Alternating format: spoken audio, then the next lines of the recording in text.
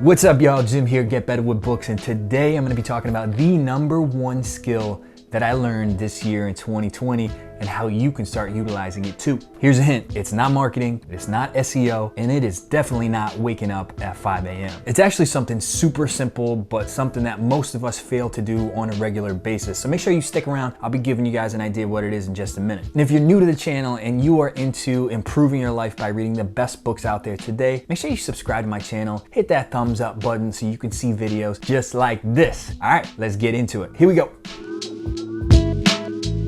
So it goes without saying that 2020 has been a whole lot of suck. But for a lot of people, this was a great opportunity to spend a little bit extra time on that personal development and spend that extra time at home leveling up on a skill. For me, it was an opportunity to identify some areas of improvement, but the one glaring area that has been plaguing me for a long time now was the fact that I am always so distracted. Like, I've always been on social media, but ever since I started building this Get Better with Books brand, I've found myself spending literally hours and hours a day on my phone. Yeah, I know a lot of it is based around posting some good ass content on Instagram and interacting with the community and checking out other book pages. But it really doesn't take a whole lot for me to just get lost in the feed. And before I know it, I'm spending 20 to 30 minutes just hunting down some obscure Leonardo DiCaprio meme just to send to my brother-in-law. But to make matters worse, it's not simply just the amount of time that I'm spending on my devices and on social media. A lot of it has to do with the lingering effects that it has on my focus, on my mood, but most importantly, my ability to think clearly. So what happened this year that helped me to deal with this? It just so happened I stumbled across a little book called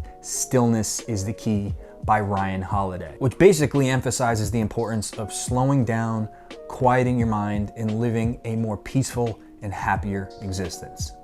Needless to say, I was happy to dive into this one, and fortunately, it did not disappoint, as this is easily one of my favorite books that I read this year in 2020. So in typical Ryan Holiday fashion, this one is simply written, easy to follow along, and packed with a lot of historical examples to back up his points, like the fact that JFK would often spend hours swimming in the White House pool or walking in the Rose Garden to clear his mind while he was in the middle of the Cold War and the Cuban Missile Crisis. While it's definitely a book that you should consider putting on your reading list, I wanted to share 3 specific takeaways that I got from the book and how I actually implemented them this year. #1 on this list is journaling. And as a self-professed incompetent writer, this one was a little unnatural for me to start. But as I started to write a little bit more consistently, I found the actual journaling exercise to be extremely helpful. Not only simply as a brain dump to legitimately get things out of my head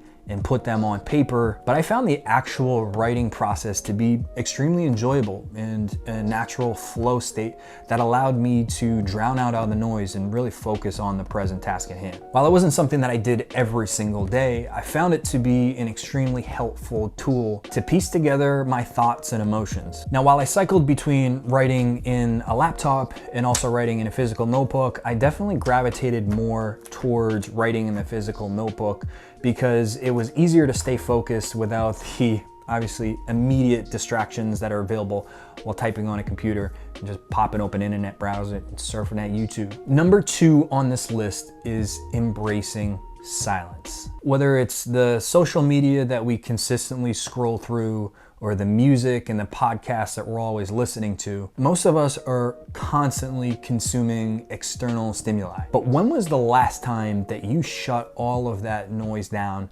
and sat in silence?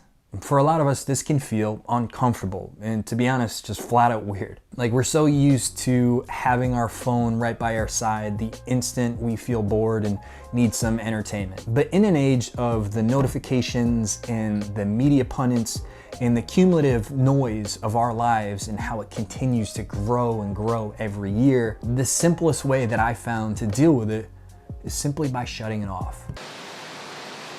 So a few times a week when I'm driving around town doing errands, sometimes I just shut off the music, I shut off the podcast, and just drive around in complete silence. And with the mindless driving that comes with these short trips around town, I've found this time to be extremely valuable, and often the times during the day when I get my best thinking done without the constant distraction, and oftentimes when I come up with some great ideas. And last on this list, my third takeaway is the power of taking walks. Out of all the takeaways that I got from this book, this was definitely my favorite one. And I'm fortunate to live right on the edge of conservation lands where I have acres and miles of trails and woods literally right behind my house. And on the days when I felt the most stressed and a little overwhelmed, I would simply just step away from my computer, step away from my desk, get outside and walk around the woods. Yeah, I'd have my phone on me in case of emergencies, but I wasn't checking my texts, I wasn't checking my emails,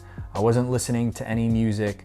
I was simply just trying to stay present with my immediate environment. And there's something about walking in the woods and hearing the sounds of the birds chirping and the wind blowing against the trees that literally melts away your stress and anxiety. But the thing is, the benefits of walking is not confined to the woods.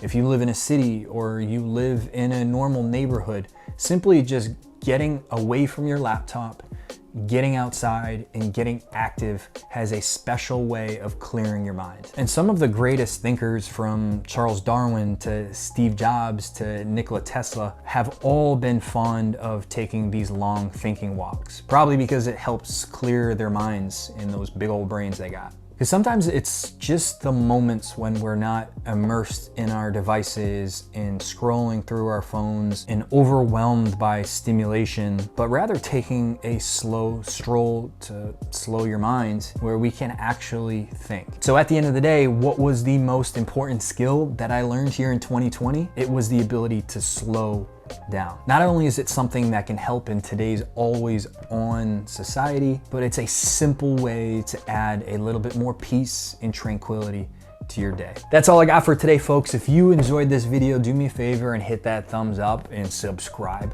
to my channel so you can see more videos just like this. Question for you in the comments section: what was the one skill that you learned here in 2020 that helped you the most? Hit me in the comment section. I will see you down there.